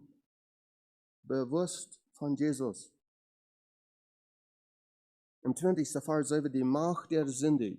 Wo riechend ist, wo gewaltig ist die Sünde, dass die Mensch das leicht vor dich merkt, sie einen karten Streck zwischen die zwei Sohlen vor dich zu merken.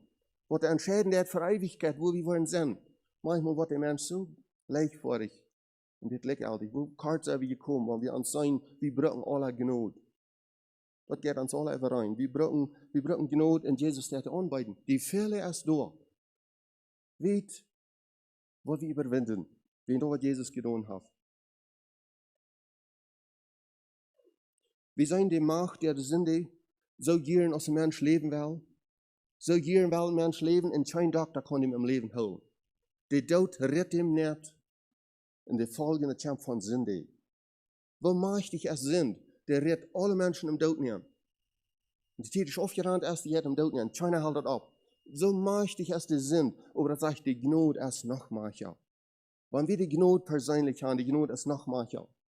Noch mächtiger als die Sinn, was uns im Tod nicht retten kann. Die Gnade gibt uns Leben, die gibt uns Sicherheit, Freude, Jesus zu begegnen, mit Jesus zu sein. In reinem Leben zu leben, in Sicherheit zu leben von dir. In die Toren eingehen in die Stadt, als gerade Kinder Gottes zu leben von dir, im Erfolg, im Sieg. Aber der Kampf ist uns nicht wahrgenommen. Wir wollen kämpfen. Aber wir dürfen was merken, wenn die Gnade ist noch mächtiger. Wenn wir mal sehen, wie mächtig die sind, ist die Gnade ist noch mächtiger. Und wir können im Sieg, wir können eine Schönheit leben, eine Glücklichkeit, eine Reinheit, eine Heiligkeit.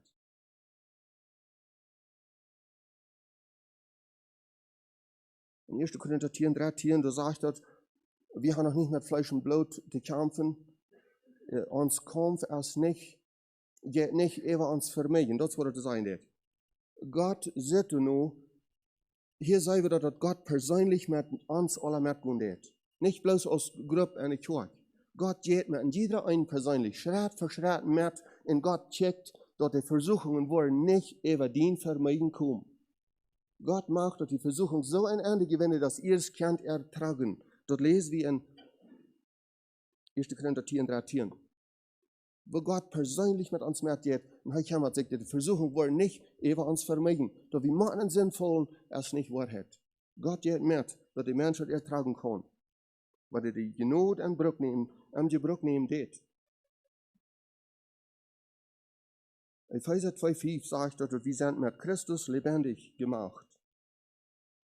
Dass wir Gottes Plan all für die Welt grundgelegt wird. Dass wir sollen für die sein, heilig und unsterblich für Gott. Gottes Plan wird, dass wir zur Verherrlichung Gottes würden da sein von dir. Dass wir alle persönlich lebendig gemerkt von Jesus.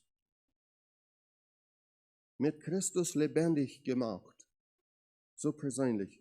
Sei wie dort, wenn wir Port haben. Gott wird nicht entscheiden für uns, wenn er auch für die Weltgrundlegung geplant hat, wo wir sollen sein. Der Mensch hat seine freie Wohl. Wer den sie dreht, Gott lässt ihm doch die Folgen wollen kommen. Die freie Wohl hat Gott den Mensch und er will so gern, dass alle Menschen, dass keiner verloren geht, als Gottes Willen, dass er ihn Plan, dass die alle sich wollen tragen, dass die alle nur diesen Schlädel kommen und da ist diese dir auf diesen Felsnab an der Stadt nehmen. Die Stadt von der Erlösung, was Jesus auf Golgatha erworben hat. Wer am Himmel nochmal was sehen, das ist so, was von dir persönlich durch diese Dia gegangen ist. Jesus ist diese Dia. Und hier wird von dir durchgehen, er wird nicht bloß in der Zukunft sein. Von dir geht er durch diese Dia und er wird bewusst, diese Dia, Jesus hat mir geraten. Jesus hat mir Leben gegeben.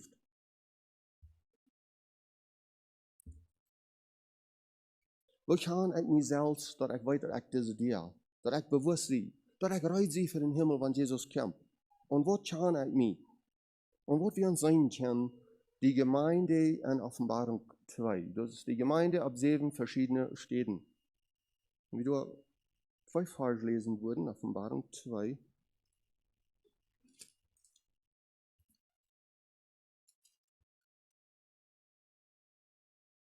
Offenbarung 2, die 2. und die 3. Vers. Hier kann wir uns sein, dass Gott erst mit der Stadt oder mit der Gemeinde, und aber wenn ich Port sehe, dann sehe ich persönlich der Port. Dass Gott vollkommen zufrieden ist. Das ist nicht, dass es unmöglich ist. Gott ist ganz vollkommen zufrieden. Hier auf der Erde, mit seinen Kindern, wo wir hier morgen. 2 und 3. Ich weiß deine Werke und deine Arbeit und deine Geduld und dass du die Beise nicht tragen kannst und du hast die geprüft, die sagen, sie seien Apostel und sind's nicht und hast sie als Lügner erfunden und hast getragen und hast Geduld und um meines Namens willen hast du gearbeitet und bist nicht müde geworden. Nach dem 19. Vers: Ich weiß deine Werke und deine Liebe und deinen Dienst und deinen Glauben und deine Geduld und dass deine letzten Werke mehr sind als der ersten.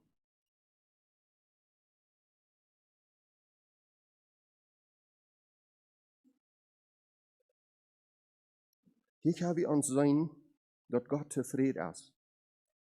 Hier sei wir haben Glauben und wir haben unseren Glauben bewahrt und wir haben Glauben geholt. Wir haben ihn gebraucht gemerkt. Wir haben Glauben. Wir sind gläubig geworden und wir haben es euch genommen. Am Glauben. Unseren Glauben habe ich bewahrt. Gott sein Wort habe ich bewahrt. Gottes Namen habe ich nicht verleugnet, nicht verlästert, nicht Lästerungen durch unsere Dinge durchkommen. Wir sind bewahrt. Wir haben es bewahrt. In Gebrauch gemerkt mit Jesus sein Blut, mit der Kraft von der Gnade in Gebrauch gemerkt.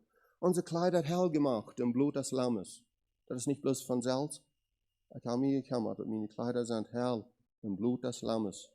Rein aus Schnee in Jesus sein Blut, von dir durch diese Dia. Das ist ein einfacher Weg. Das ist nicht, was anmeldet. So einfach. Einfach ist die Dia da, und der ist aufzumerken, dass wir weiten, dass wir von dir Leben haben, persönlich von Jesus.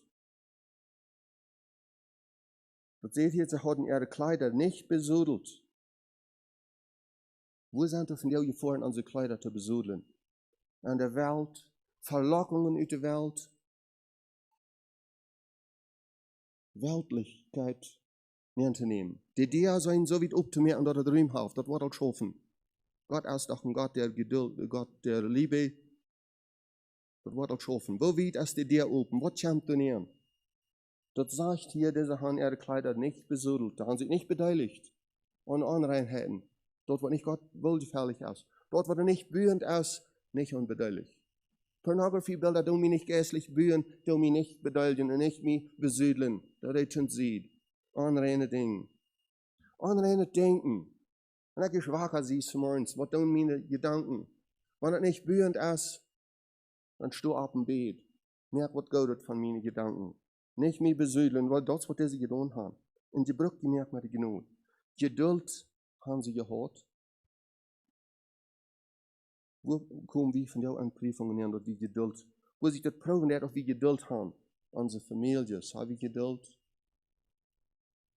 Wenn es Verfolgung gibt, wir haben von dir wenig davon, oder wir am Jail nicht macht, die in uns glauben. Aber da sind andere Dinge, wo die Verfolgungen kommen. Die Druck kommt all an Schuldchen nehmen. Was wollen die anderen sein? Die wollen lachen. Ich mag auch am Himmels bied, wenn es auch ein bisschen weltlich ist. Die wollen lachen über mich. Sie ich wirklich ein bisschen Verfolgung entgegennehmen. Leute denken, was die wollen. Ich will dort, was Gott wohlgefällig ist. Ich will mich nicht besüdeln und Unreinheit. Diese Gemeinde, die ihre Kleider nicht besüdeln und sie haben Geduld. Kriegen dann, was Jana denkt. Ich habe Geduld. Das ist okay. Wenn ich das drehe, wenn ich das mit abnehmen, Verachtung, ich will Gott gefallen. Ich will mein Kleid nicht besüdeln. Das wird diese Gemeinde deuten. Gott ist vollkommen zufrieden mit denen. In die Brücke gemerkt von meinem Leben, meine Gelegenheit nicht gekauft. Das sagt hier, sie sind nicht meid geworden, sind los wie du. Die letzten Werke sind mehr als die erste. Was habe da sein? Diese Gemeinde, die draußen. Da hatte ich was trägt, dann wird noch nicht so riebes von dir. Ich habe all gewassen. Nora und Jesus. Mehr Jesus ähnlich.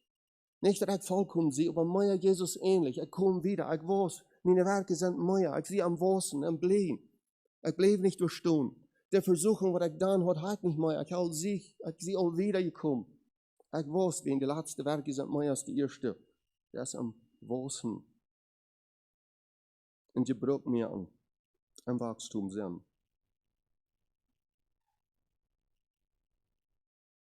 Persönlich am Wachstum sein. Nicht bloß die Gemeinde, nicht bloß kicken auf die Gemeinde, wo es steht. Die Gemeinde, wo es dort, was ich persönlich merke. Wenn ich sie einport, Und was der andere deed, ich sie für mich verantwortlich. Meine Persönlichkeit. Wenn ich auch alle war, Schwachheit nicht mehr so viel tun kann in der Gemeinde, das wird gleich werden, ja. Die Gott ist kein Ansehen der Person. Wenn ich noch beten kann, wenn ich in der Gebetsgemeinschaft mich beteiligen kann, das wird beantwortet worden. Und das geradste Nächte, was wir brauchen, ist die Gegenwart Gottes. Und Jesus sagt, wenn wir uns einig waren zu beten, das wird gegeben worden. Noch ein Gleichnis, und dann will ich aufschließen. Ein natürliches Gleichnis. Wenn ich über die Grenze fahre, und fahre ich umstehe, und dann kommt der Non und ich wiese die Papiere ab für meinen Ehepartner und für meine Familie. Ich tue mich verantworten und ich kann ewig fahren, so schön. Das ist sogar reich so. Wir als Väter sind verantwortlich. Oder wir tun wir Geld aus, die ganze Familie kann mit dem Ticket. So schön. Hat Gott so geplant. Ein Gleichnis von dir, ja. Wenn ich und du waren an den Himmelsstern ankommen, da war ich keine Kinder mit mir haben. Da waren keine Eltern für mich, was betonen. Ich wollte keinen Ehepartner haben. Der Ehe ist wahr. Und das bloß für diese Welt. Und Gott sei Dank, dass wir eine Ehe haben. Aber an den Himmelsstern ist keine Ehe. Ich will mich da selbst verantworten. Ich will selbst abwiesen. Die Kartenstrich, den ich am Leben gekriegt habe, der entscheidet für meine Ewigkeit. Und was habe ich gemerkt, was hinterlot ich für einen Strich? Und gerecht auch, was ich abkomme. Und ich war persönlich abwiesen. Ich hatte keinen Ehepartner, was er für mich betont. Ich wollte persönlich abkommen, was ich gemerkt habe. Mit meiner Persönlichkeit. Sehen wir uns Jesus bald zu umarmen. Jesus, ich liebe dich. Du bitte dir, Jesus, umarmen. Ich liebe dich, wenn du hast so viel getan. Nicht, dass ich würdig sei. Nicht, dass ich so gut sei, aber die Gnade. Und Jesus, der hat so viel für mich. Und er kann ich arm umarmen. Ich will noch viel leben, noch viel beschenken auf dieser Welt. Noch 100 Jahre alt werden, ich so schaffen, schein, und ich Jesus ist wohl umarmen kann. Wahrscheinlich durch die Gnade Gottes. Gottes Segen mit uns alle, wenn wir uns hopnegen und beten. Uns genug, ja, lebender Vater am Himmel. Dankeschön, dass du da bist, dass wir dich vertrauen dürfen, dass du uns Zufluchtsort bist, dass die Gnade ist von dir, dass wir von dir die Gelegenheit haben. Help uns dort zu sein in der Ewigkeit, wo wir abchecken wollen, aber was keine Gnade und keine Chance sind. Dann sind wir da, was wir von dir gewählt haben. Help uns von dir ganz aufmerksam zu kicken, was wir von dir für Gelegenheiten haben. Dass wir von dir durch die Touren eingehen, an die Stadt, und dass wir persönlich von dir ans Port utfällen. Was immer die uns anvertrauen, das hat. Wir danken dir für alles, was die uns anvertrauen, das. Für die Gelegenheiten, die wir haben dürfen.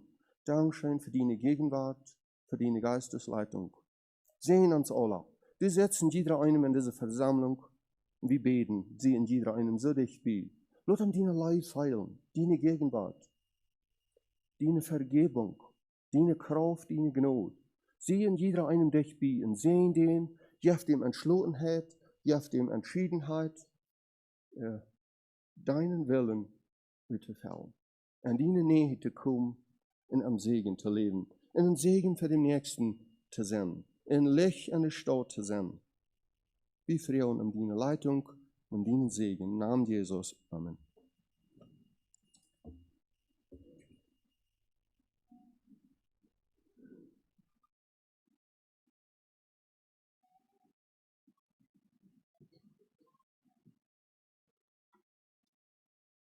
Nummer 663.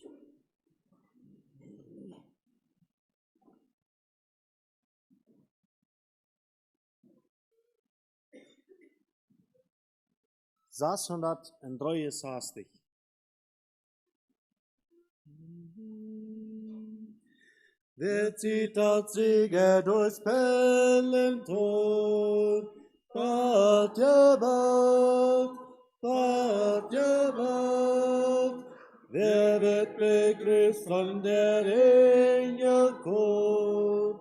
Bist du würdig, bist du würdig. Wer wird auf goldenen Straßen gehen?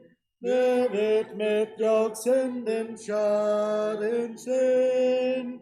Wer wird den schonenden König sehen? bist du würdig, bist du würdig. Wer ist der freudig sein Kreuz legt? Bat ja bald, jubelnd die Krone des Sieges trägt. Bist du würdig, bist du würdig. Wird mit dort Gott in den weißen Kleid, wer wird vergessen der Erden Leid? Wer wird erwachen in Heiligkeit? Bist du würdig, bist du würdig. Wer ist der bange am Tore steht? Bald ja bald, bald ja bald. Wer klopft an, wenn es längst so spät?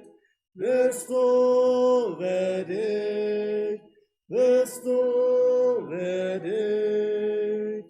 Wen wird verlöschen der Hoffnung Glück? Wer muss es hören, dass Jesus spricht? Weiche von mir, denn ich kenn dich nicht. Bist du würdig, bist du würdig. Wer stimmt mit ein in des Lammes Lied? Bald ja bald, bald ja bald, wenn es melodisch zum Throne zieht. Bist du würdig, bist du würdig. Wer knüpft vom Neuen der Liebesbrand? Wer wird mit Freuden dort Hand in Hand? Nimm mir getrennt am goldenen Strand. Bist du würdig, bist du würdig.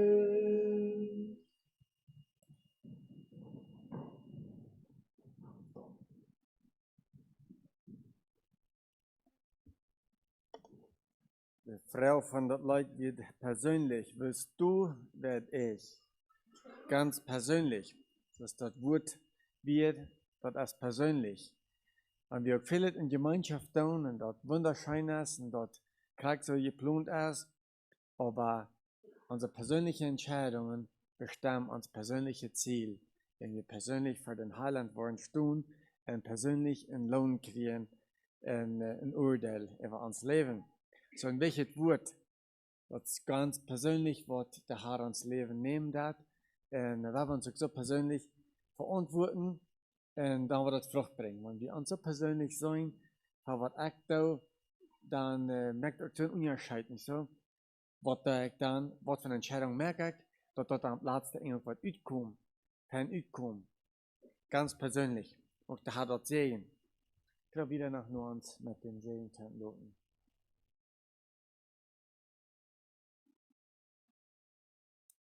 Ans Hoop neigen zum Segen. Liebender Vater im Himmel, Dankeschön, dass du da bist. Dankeschön, dass wir die hören dürfen, dass wir die hören dürfen. Dein Wort, wir hören dürfen. Was unsere Säulenspeise dort sind. Die Gnade unseres Herrn Jesu Christi und die Liebe Gottes und die Gemeinschaft des Heiligen Geistes sei mit uns allen. Amen.